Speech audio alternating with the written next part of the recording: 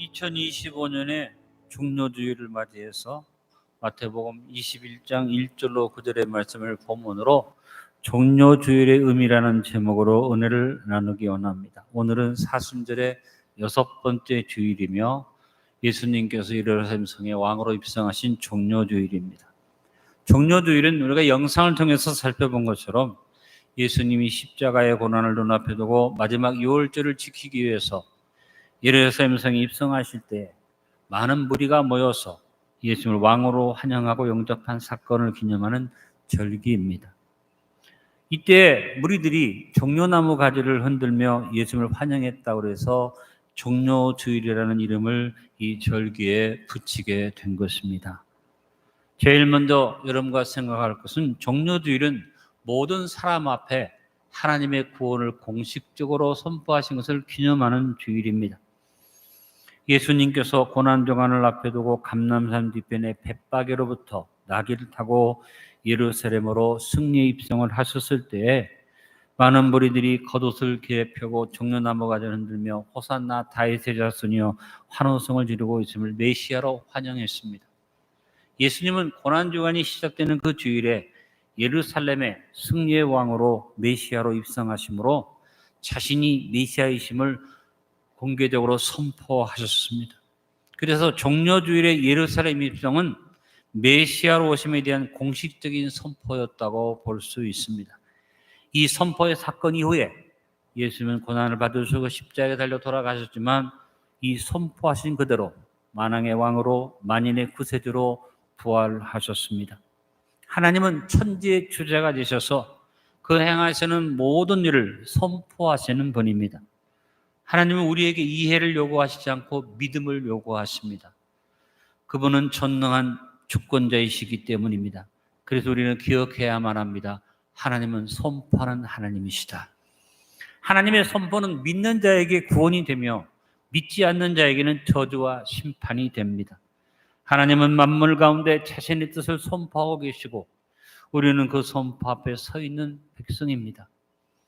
이 세상은 하나님의 선포에 대해서 무지하여 알지 못할 뿐만 아니라 하나님의 선포를 듣고자 하지도 않습니다. 그러나 우리는 언제나 하나님의 선포 앞에서 아멘의 백성으로 서야 할 것입니다. 오늘도 저 앞에 나와 하나님의 선포 앞에 선 11시 예배 성도 여러분, 하나님 앞에 그 선포 앞에 아멘으로 화답합시다. 한 번 더 큰 소리로 아멘으로 화답합니다. 아멘. 우리 각자가 말씀을 통해서 하나님의 선포를 받는 것이 매우 중요하지만 더 중요한 것은 우리가 하나님의 선포를 공식적으로 받는 일이 중요합니다.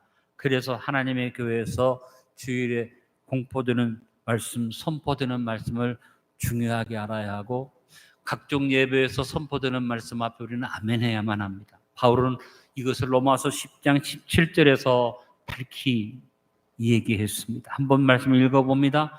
그러므로 믿음은 들음에서 나며 들음은 그리스도의 말씀으로 말미암았느니라.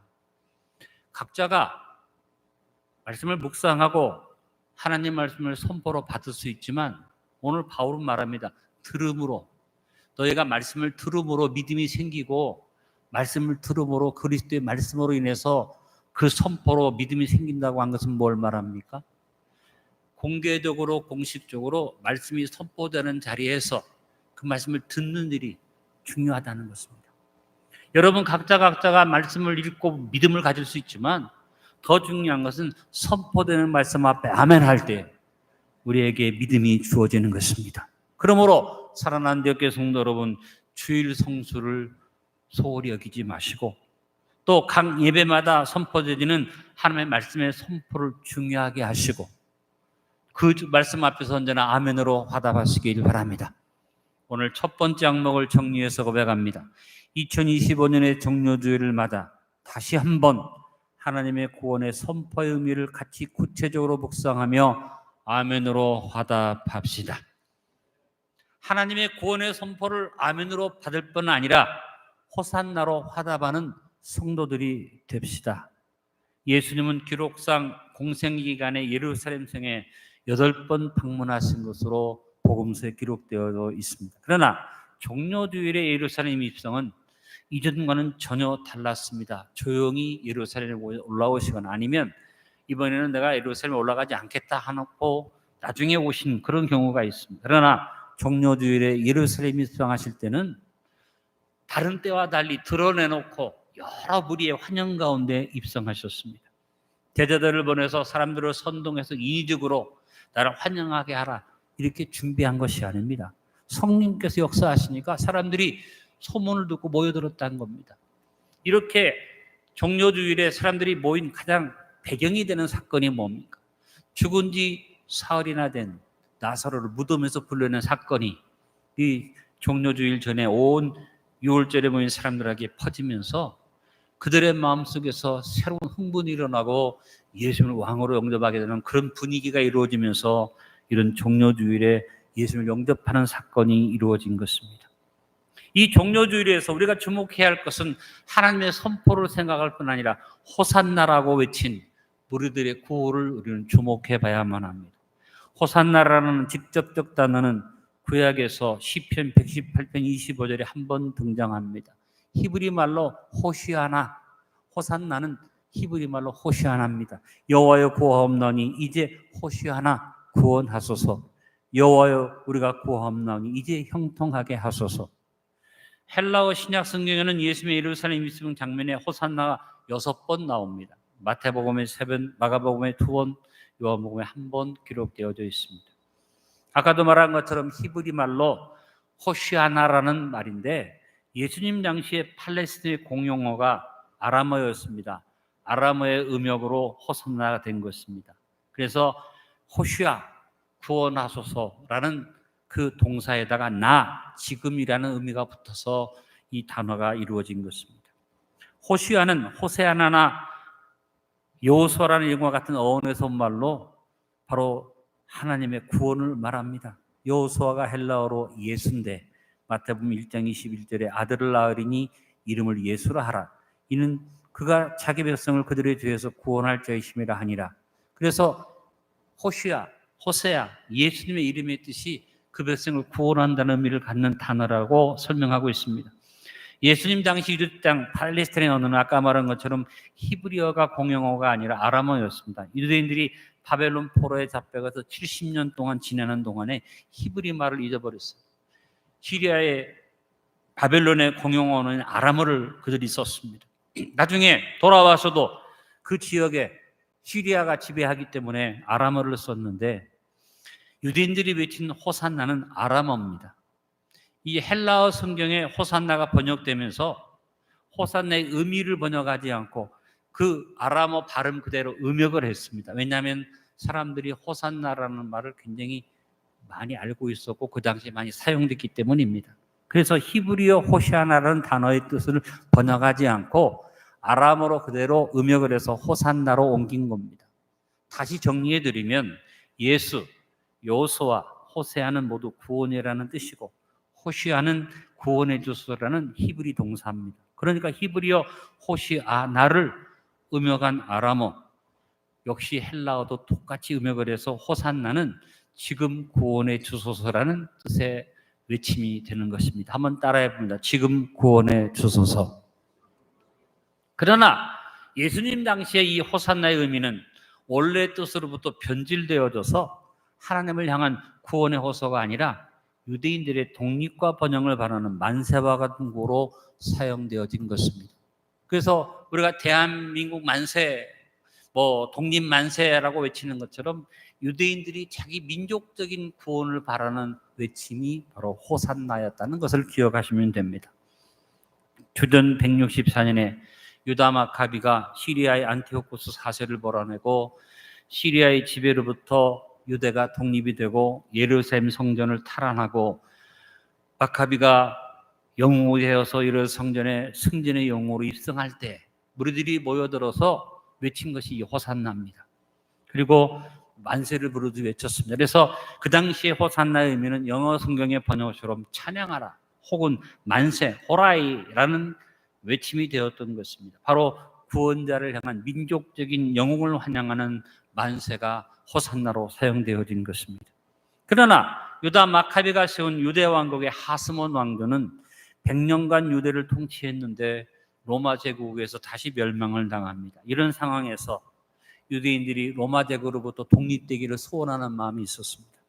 그들이 오병이의 기적의 이야기를 들으면서 메시아가 왔는가 했는데 죽은 뒤 나흘이나 된 나사로를 살렸다는 기적의 사건의 얘기를 들으면서 야, 진짜 메시아가 왔구나 유대인들이 생각하게 됩니다. 그래서 이것이 소문이 퍼져서 6월절에 모인 사람들이 모여가지고 민족적인 독립을 원하면서 호산나를 부른 겁니다. 환호한 군중들은 예수님이 백마를 타고 군대를 거느리고 나타나실 것으로 기대했겠지만 예수님은 어린 나귀를 타고 겸손하고 조용하게 예루살렘 성에 입성하셨습니다. 하나님은 유대인들의 오해를 통해서 예수님이 인류를 구원하실 메시아로 만왕의 왕으로 이 땅에 오신 것을 선포하신 겁니다. 때때로 하나님은 우리의 오해도 사용하십니다. 그러나 하나님이 원하시는 의미는 뭡니까? 민족적 구원의 호라이, 만세가 아니라 진짜 우리를 구원하시는 하나님의 구원을 외치는 호산나로 하나님께서 원하신 겁니다. 여러분의 삶에 예수님이 예루살렘에 수찬에 드나들듯이 여러분 삶 속에 예수님이 드나들고 계십니까? 여러분은 예수님을 공개적으로 그리고 여러분의 삶에서 나름대로 공식적인 방법으로 여러분의 왕과 구세주로 영접하셨습니까? 개인적으로 종료주일의 체험을 가지고 계십니까? 진정한 의미의 호산나로 화답하는 성도로 예배하며 사십니까? 혹 우리도 그냥 호산나를 하나의 구호로 외치지는 않습니까? 여러분, 이제 구원하소서. 이건 우리를 구원하시는 주님의 구원을 바라볼 뿐 아니라 오늘 여러분의 개인의 삶의 현장에서 영적으로든 육적으로든 여러분의 사업적으로든 물질적으로든 하나님의 도우심을 원하는 아름다운 기도의 외침으로 외칠 수 있게 되기를 간절히 바랍니다. 호산나 호산나 호산나 호산나.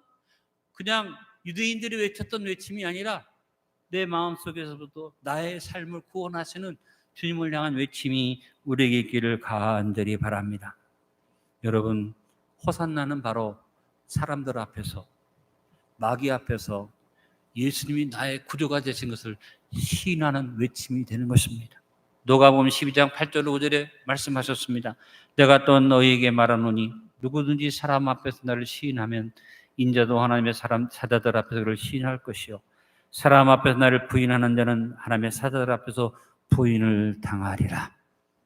종료주일에 여러분 그냥 관습에 의해서 성경이 있는 대로 호산나가 아니라 주님 앞에서 마귀 사탄 앞에서 세상 앞에서 예수님이 나의 구주이심을 시인하는 고백으로 호산나를 부르기를 간절히 바랍니다. 한번 외쳐봅니다. 호산나 호산나. 종료주일에 예수님의 예루살렘 입성이 이루어진 하나님의 공식적인 선포 이후에 예수님의 구체적인 구속사역이 일주일간 진행이 됐지 않습니까?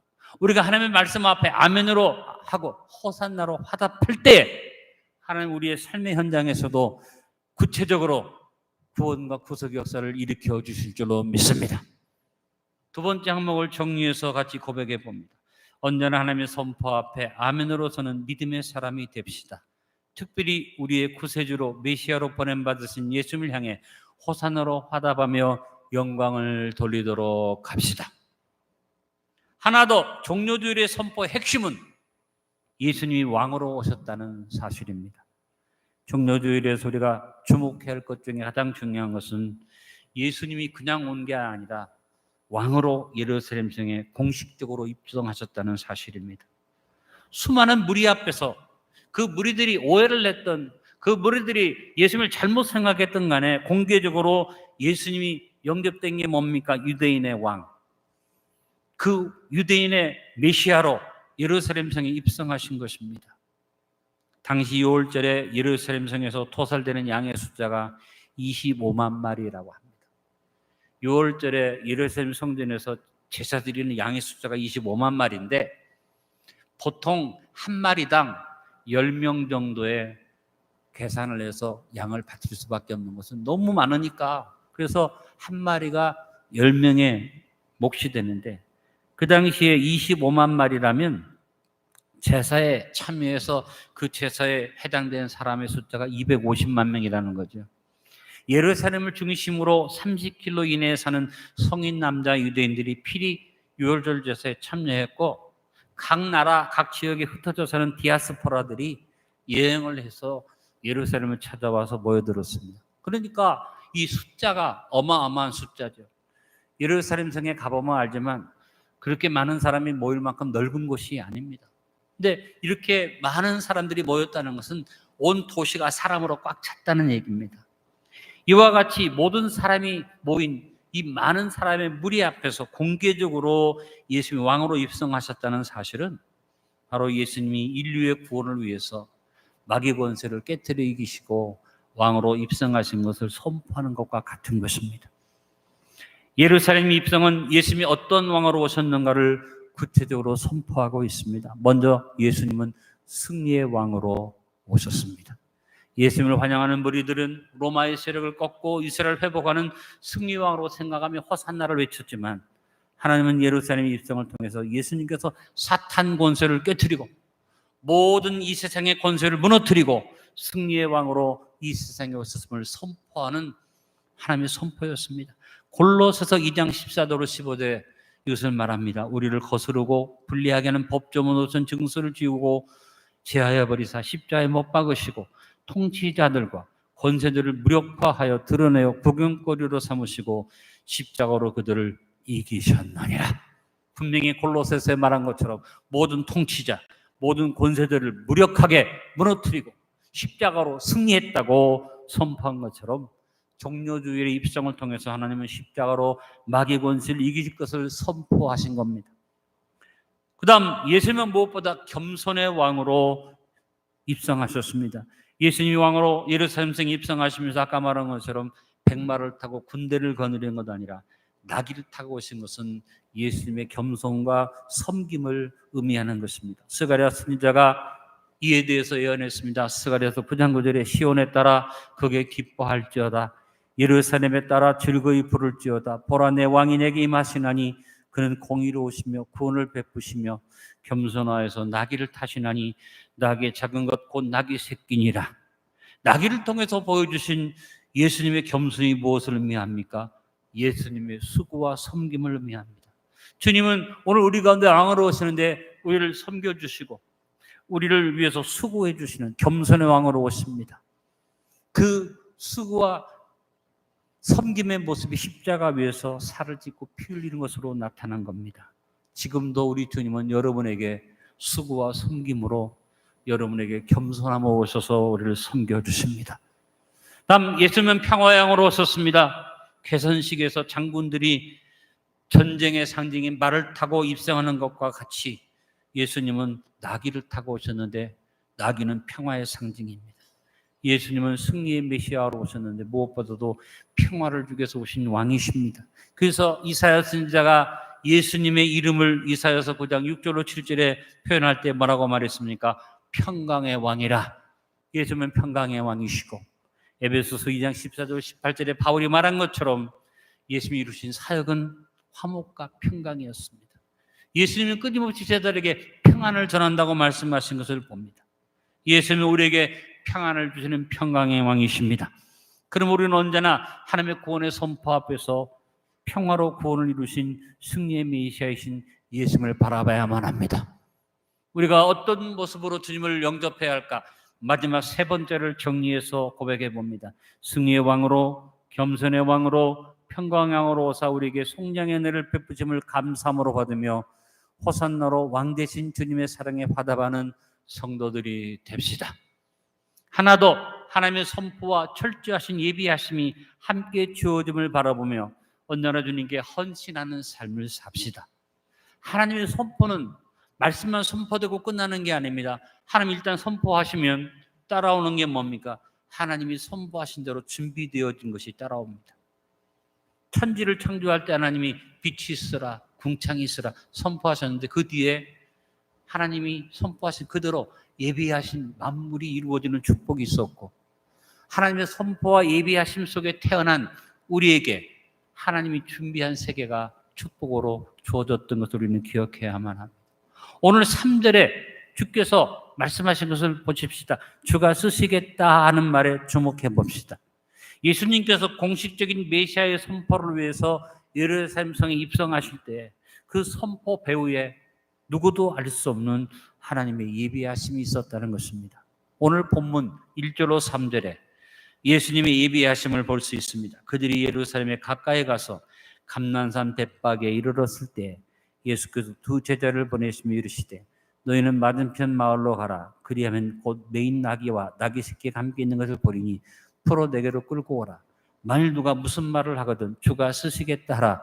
그리하면 즉시 보내리라 하시니 그 누구도 알 수 없는 12명의 제자 중에 한 사람도 모르는 누군가를 통해서 예수님이 예루살렘 성에 입성하시는 선포를 위해서 나귀가 준비되어진 이것을 보면서 우리는 이것을 생각해야지 됩니다. 오늘 여러분 삶 속에 말씀이 선포되어지는 것을 아멘으로 받으면 그 선포 뒤에 예비하심의 축복이 있는 것을 믿으시길 바랍니다.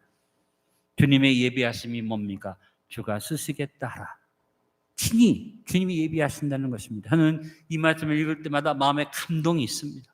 안디옥 교회를 개척하고 40년 동안 목회하는 동안에 참 많은 일을 만나고 많은 일들을 행하면서 도저히 이룰 수 없는 일이라고 생각하지만 주께서 쓰시겠다라는 말씀에 순종해서 선포하고 나가니까 하나님이 사람도 보내주시고 물질도 다 채워주시고 하나님의 기적적인 역사 오늘까지 이르게 하신 것을 늘 기억합니다. 이번에도 우리가 경제적으로 많이 어렵고 우리 교회 자체가 재정적인 큰 부담이 있고 우리 성도님들도 많이 힘들지만 저 산불을 당하고 재해를 당한 분들을 위해서 우리가 헌금 드리기를 같이 기도하면서 주가 쓰시겠다 제가 선포했더니 여러분이 많은 헌금을 모아주셔서 우리가 월드비전에 2번을 보낼 수 있었고 나머지 금액은 영덕의 재해본부에다가 헌금을 할 수 있었습니다.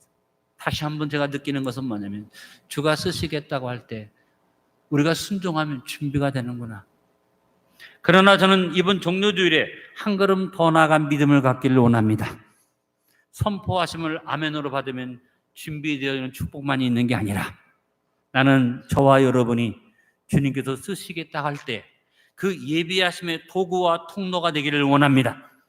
여러분 예수님의 제자들처럼 주께서 미리 예비하신 것을 누리는 축복도 중요하지만 더 큰 축복은 나귀 주인 아니겠어요?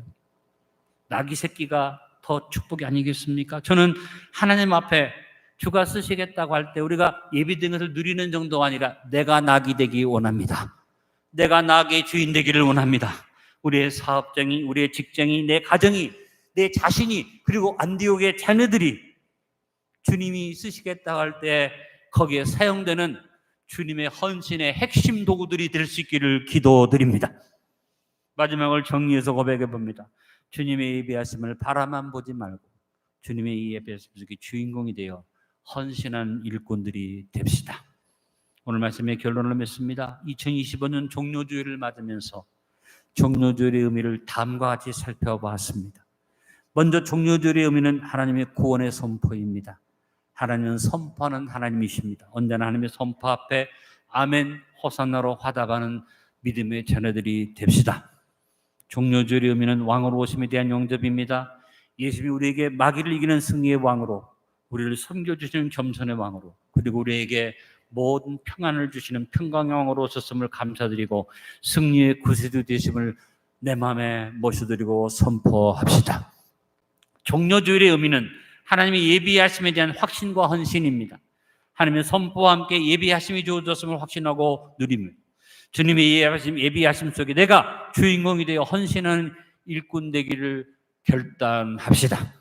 아버지 감사합니다. 오늘 종료주일에 종료들의 의미를 내 삶 속에 깊이 받아들이고 하나님의 선포 앞에 언제나 아멘 호산나로 화답하게 도와주시고 나의 삶의 승리의 왕으로 겸손의 왕으로 평강의 왕으로 오신 주님을 모셔서 늘 승리의 구세주를 자랑하는 삶을 살게 하시고 하나님의 선포와 함께 예비되어진 축복이 있음을 믿고 누릴 뿐 아니라 내가 하나님의 예비하심의 도구되고 하나님의 예비하심의 핵심이 되어 내가 나귀 새끼가 되고 나귀의 주인이 될 수 있는 믿음의 삶을 누리는 우리 안디옥 성도들에게 축복하여 주옵소서. 예수님의 이름으로 기도드리옵나이다. 아멘.